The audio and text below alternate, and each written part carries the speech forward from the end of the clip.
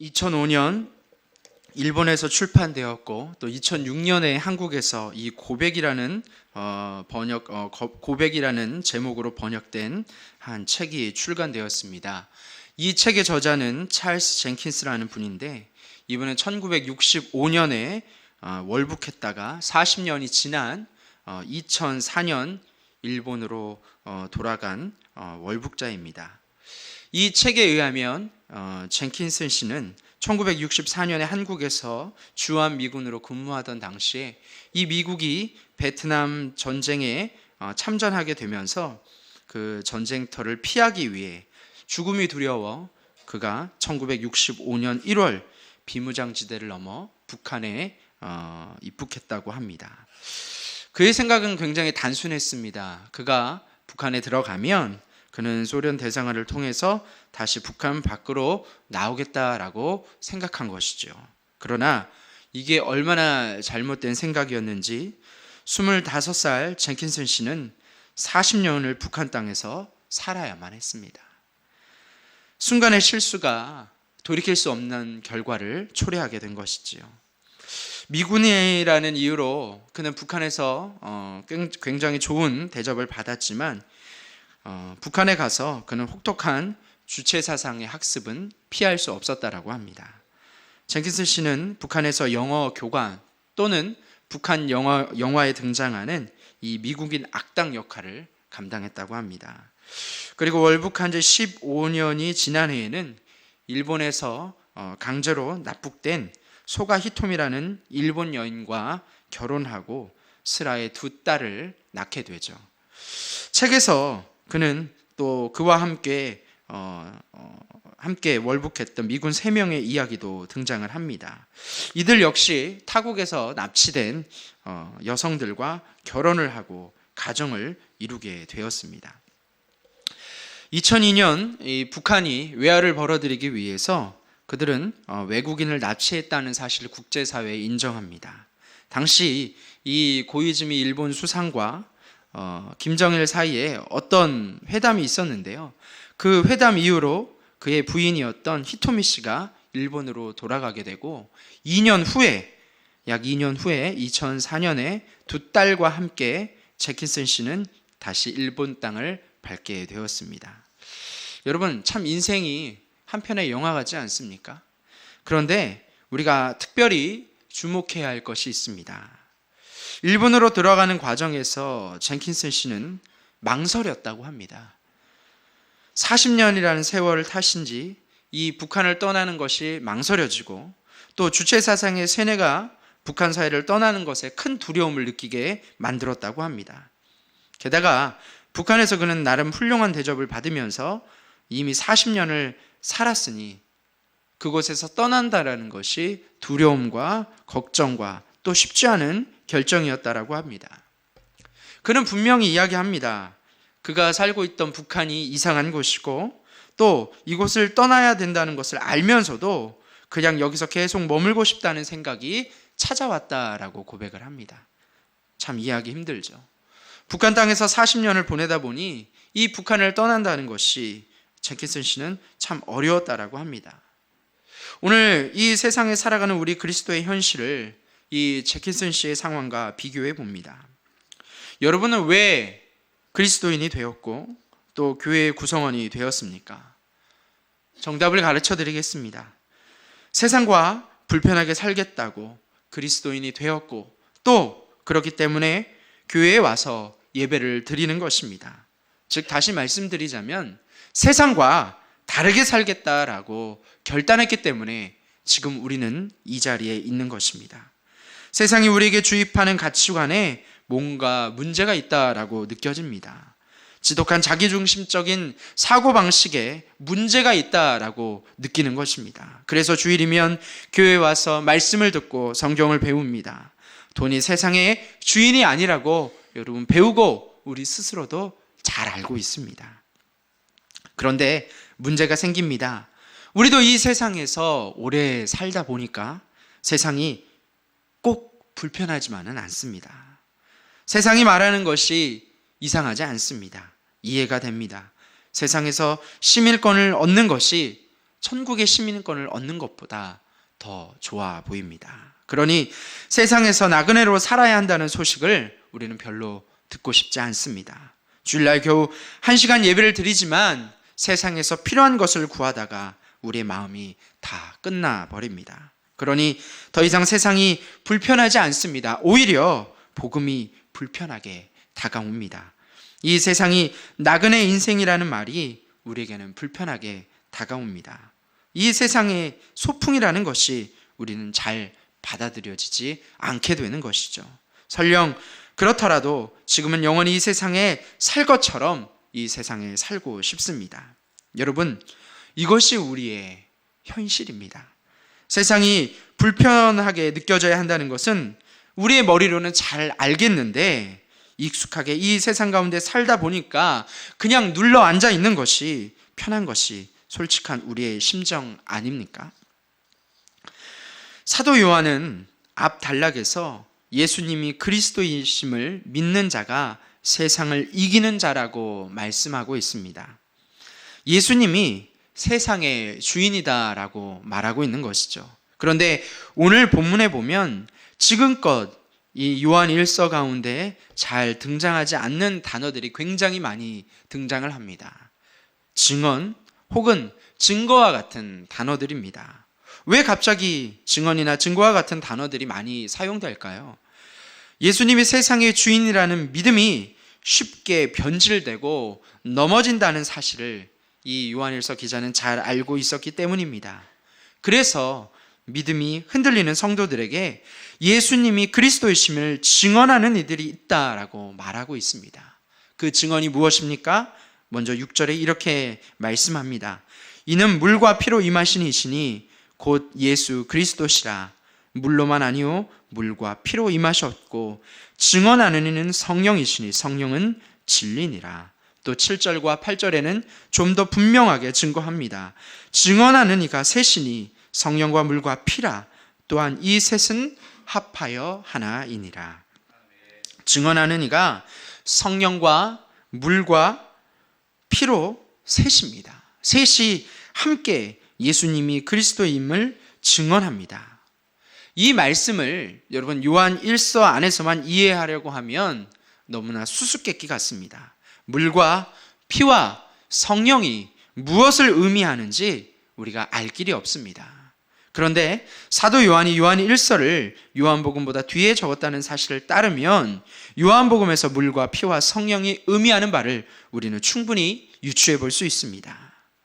그럼 6절의 말씀에 따라서 이 물과 피로 임하신 예수 그리스도의 의미를 한번 찾아봅시다. 먼저 물로 임하신 예수 그리스도이십니다. 이것은 요한복음을 시작하는 1장에서 유추해 볼 수 있습니다. 요한복음 1장은 예수님의 첫 등장을 세례받는 모습으로 묘사합니다. 29절 이하에 보면 예수님이 세례 요한에게 물로 세례를 받기 위해 나오십니다.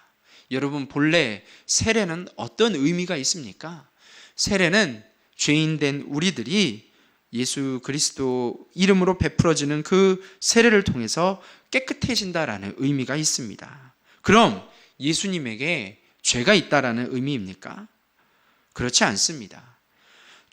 그렇다면 왜 죄가 없으신 예수님께서 물로 세례를 받으셨습니까? 요한복음 1장 29절에 나오는 세례 요한의 증언에서 우리는 답을 찾아볼 수 있습니다. 보라, 세상 죄를 지고 가는 하나님의 어린 양이로다. 무슨 말입니까? 예수님은 죄가 없으시지만 세상의 죄를 짊어지는 하나님의 아들의 삶을 이제 본격적으로 시작하기 위해 물로 세례를 받으셨다라는 것입니다. 그렇다면 본문 6절이 말하는 물로 임하신 예수님은 인간의 죄를 대속하기 위해 임하신 예수님의 세례를 의미합니다. 그렇다면 피는 무엇입니까? 피로 임하셨다라는 말씀은 무슨 뜻일까요? 그중 요한복음 19장 34절과 35절 말씀에 우리는 그 의미를 찾아볼 수 있습니다. 그중 한 군인이 창으로 옆구리를 찌르니 곧 피와 물이 나오더라. 이를 본 자가 증언하였으니 그 증언이 참이라. 그가 자기 말하는 것이 참인 줄 알고 너희로 믿게 하려 함이니라. 예수님께서 십자가에 못이 박혀 숨을 거두셨습니다. 그러자 군인 중 한 사람이 예수님의 죽음을 확인하기 위해 어떻게 합니까? 예수님의 옆구리를 창으로 찌릅니다.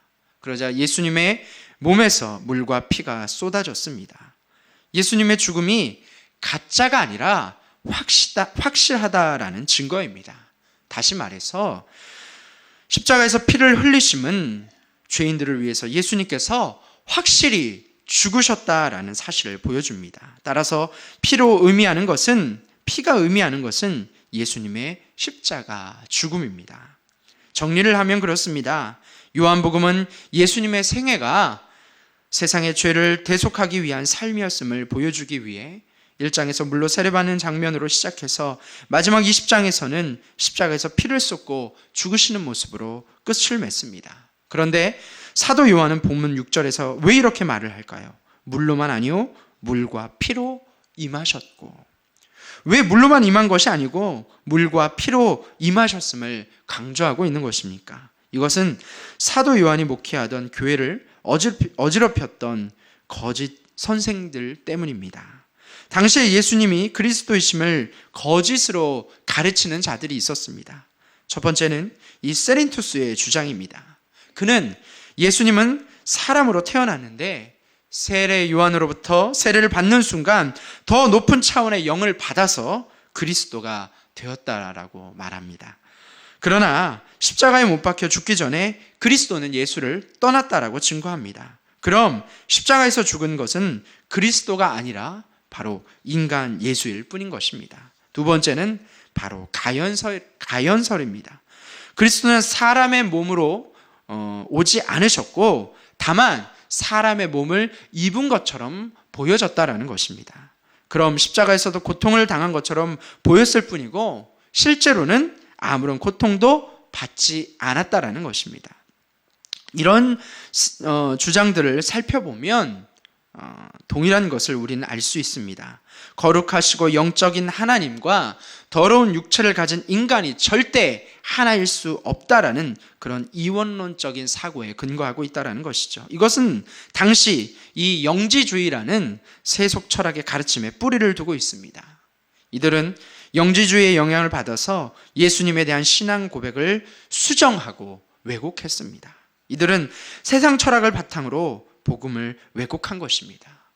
고통을 당하는 하나님을 받아들일 수 없었기 때문입니다. 따라서 물로 오신 예수님은 받아들일 수 있었으나 피로 오신 예수님은 인정할 수 없었다라는 것이죠. 바로 이런 거짓 가르침과 맞서기 위해 사도 요한은 예수 그리스도를 물로 임하신 분이시며 동시에 피로 임하신 분이다라고 가르치고 있는 것입니다.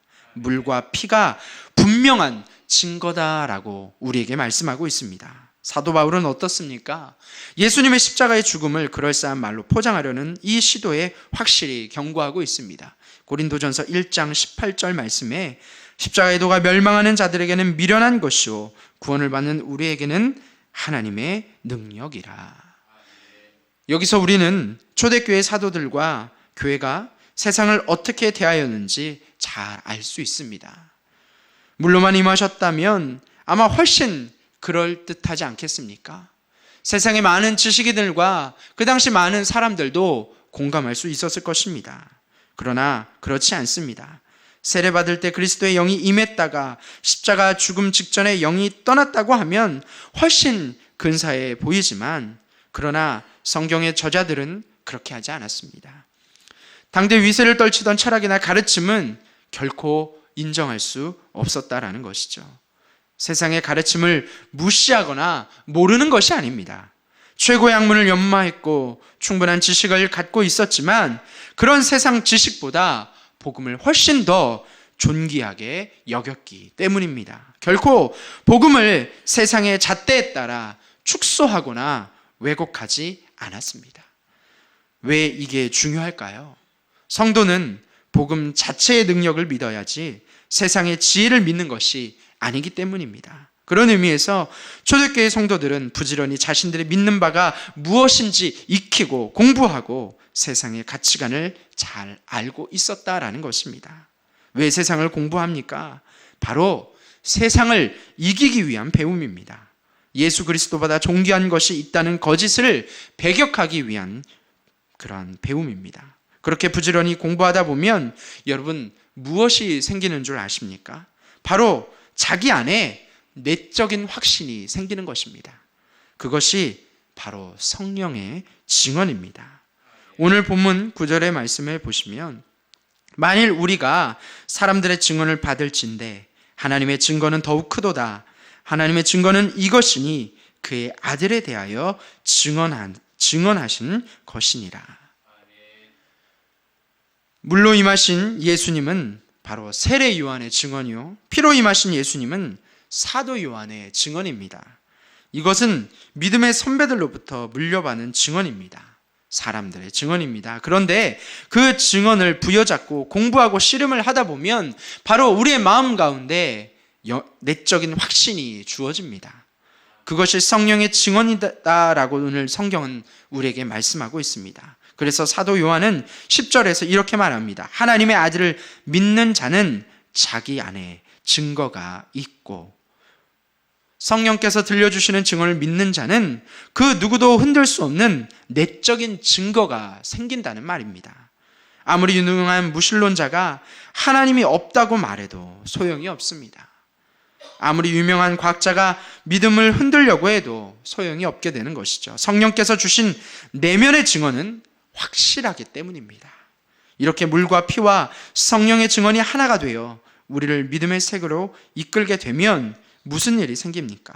11절과 12절의 말씀처럼 예수 그리스도 안에 있는 생명을 얻게 되는 것입니다. 이것이 우리가 예수는 그리스도임을 믿는 이유입니다. 물과 피와 성령의 증언을 통해 우리는 예수가 그리스도이심을 믿게 되는 것이죠.